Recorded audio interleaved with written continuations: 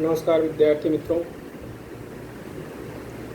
हम पढ़ रहे हैं दो चरांक वाले रेखीय समीकरण, उसको युगपत समीकरण भी कहते हैं। इसमें 5.2 प्रश्न संख्या 5.2 पांचवें चैप्टर को हम पढ़ रहे हैं। इसमें हमने 5.2 में भी कुछ सवाल पढ़े हैं। आज मैं आपको पांचवा सवाल बताने जा रहा हूँ। कह रहा है कि संजय को नौकरी पर प्रति माह कुछ वेतन मिलता है और प्रतिवर्ष उसके वेतन में निश्चित रकम की वृद्धि होती है। 4 वर्ष के बाद उसका वेतन 4,500 रुपये तथा 10 वर्ष के बाद उसका वेतन 5,400 रुपये हुआ, तो उसका प्रारंभिक वेतन तथा वार्षिक वेतन वृद्धि की रकम ज्ञात कीजिए। आप लोगों ने देखा होगा, ये जो निश्चित कुछ वेतन जो है इसे बेसिक भी कहा जाता है। तो आपको मैं बताऊं कि एक निश्चित वेतन पर जो है नौकरी करता है, लेकिन प्रतिवर्ष उसके वेतन में वृद्धि की जाती है। तो हम मानेंगे, माना संजय का, इसको प्रारंभिक वेतन भी कह सकते हैं और इसको जो है मूल वेतन भी कहते हैं। का मूल वेतन मतलब प्रारंभ का वेतन, मूल वेतन x रुपए है तथा वार्षिक वेतन वृद्धि, वार्षिक वेतन वृद्धि y रुपए। अब मैं ब्लैक बोर्ड को 2 भागों में बांट रहा हूं यहां से। 4 वर्ष बाद उसका वेतन, तो 4 वर्ष में कितनी वेतन वृद्धि हुई? अगर 1 वर्ष में y रुपए हो रहा है तो 4 वर्ष में 4y होगा। 4 वर्ष में वेतन वृद्धि बराबर हो जाएगा 4 गुणे y बराबर 4y रुपए। और 10 वर्ष में वेतन वृद्धि, वेतन वृद्धि यह बराबर हो जाएगा 10 गुणे y बराबर 10y। यहाँ रुपए आप लिखेंगे ऐसे, रुपए। अब पहली शर्त,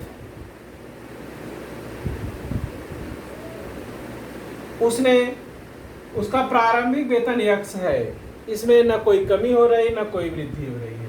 और 4 वर्ष जब उसने काम किया तो उसका 4y बढ़ गया, 4y रुपए बढ़ गया और यही मिलाकर हुआ 4,500। समीकरण नंबर 1।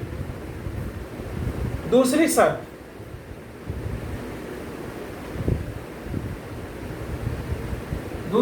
में कह रहा है x उसका पहले से था लेकिन 10 वर्ष काम किया तो 10y रुपए बढ़ गया, तो x प्लस 10y बराबर हो गया 5,400। ये समीकरण नंबर 2 हो गया।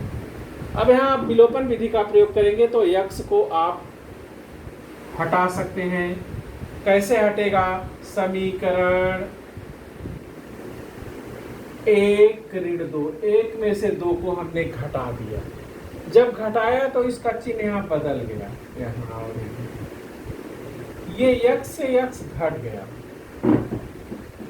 4y और ऋण 10y, तो 10 में से 4 निकलेगा तो 6 बचेगा, 6y। लेकिन 10 का चिन्ह ऋण हो गया इसलिए ऋण 6y बराबर। यहाँ 5,400 में से 4,500 निकलेगा तो कितना बचेगा? यहाँ भी 900 बचेगा। और ये भी माइनस, क्यों माइनस बचेगा? क्योंकि यहाँ पर माइनस है। अब यह माइनस जो है इस माइनस से कट गया, इसलिए y बराबर हो गया 900 और भागे 6। 6 का हमने 900 में भाग दिया तो 6 एकम 6, बच गया 3, 0 उतार लिया 30 हो गया, 6 पंचे 30 और 1 शून्य बच गया इसको यहाँ। तो y बराबर हो गया 150, अर्थात उसकी वार्षिक वेतन वृद्धि 150 रुपये उसका हर साल बढ़ना है। लेकिन अभी मुझे मूल वेतन निकालना है, जो हम यहाँ निकालेंगे। इस y का मान चाहे समीकरण 1 में रखेंगे और चाहे समीकरण 2 में रखेंगे।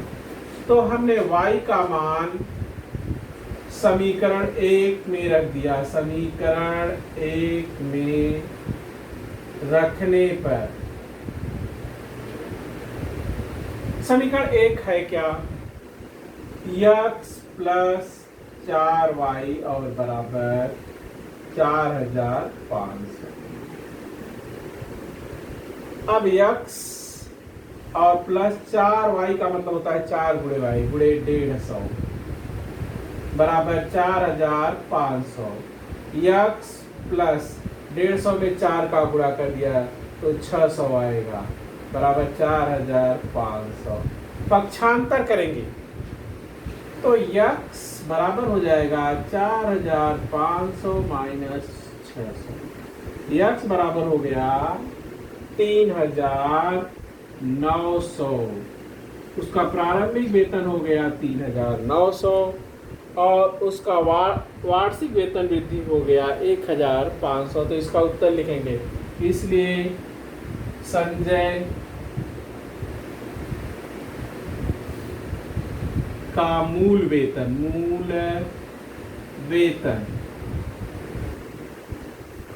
ये 3900 उसका मूल वेतन मासिक वेतन, और ये वेतन वृद्धि हो रहा है हर, मतलब ये उसको हर महीने में, ये तो 3900 मिलता ही है। अब 150 रुपये हर महीने हर वर्ष उसका बढ़ता है। 3900 पाया तो 1 साल के बाद उसमें 150 रुपये फिर जुड़ जाएगा, फिर जितना होगा इसमें जुड़ा, फिर ऐसे जुड़ता चला जाएगा। तो इसका मूल वेतन हो गया 3900 रुपये और वार्षिक वेतन वृद्धि है y। मूल वेतन अगर आप चाहें तो बराबर x भी लिख सकते हैं। वार्षिक वेतन वृद्धि यह बराबर है y और यही बराबर है 150 रुपये। ये आपका सवाल रहा। अब मैं आपको कुछ बताना चाह रहा हूँ। परीक्षा आपकी होने वाली है, उसका टाइम टेबल आपको बहुत जल्दी मिलेगा और आपका पेपर 20 मार्च का होगा जैसा यूनिट टेस्ट हुआ था, जिसमें आपको हम चौथा और पांचवा चैप्टर देंगे। चौथा और पांचवें चैप्टर में जितना पढ़ाया गया है आपको उतना करना है और पेपर जो है किताब के ही सब प्रश्न रहेंगे, किताब के बाहर का कुछ नहीं रहेगा। किताब के प्रश्न संग्रह, प्रकीर्ण प्रश्न संग्रह और उदाहरण को आपको पढ़ना है और पेपर को सॉल्व करना है। 20 मार्च का आपका पेपर होगा यूनिट टेस्ट का। फिर से सुनिए, ध्यान दीजिएगा उस पर और उसकी तैयारी जो है आप बहुत ही अच्छे से करेंगे। तो इसके लिए आपको टाइम टेबल दिया जाएगा, लेकिन मैंने आज आपको बता दिया आपको कौन कौन सा चैप्टर पढ़ना है। फिर से सुनिए, चौथा और पांचवा जो मैंने पढ़ाया है उसी चौथे और पांचवें में से जो है आपको 20 मार्क्स का पेपर बनाया जाएगा। चौथा चैप्टर थोड़ा बड़ा है और कठिन भी है, इसलिए चौथे पर ध्यान देते हुए और पांचवें को भी पढ़ना है। पांचवा छोटा है तो दोनों पढ़ना है, क्योंकि पांचवा चैप्टर आप पढ़ेंगे वो 10वीं में भी है। तो चौथा और पांचवा पढ़िए, 20 नंबर का पेपर आपको बनाया जाएगा। आज यहीं तक।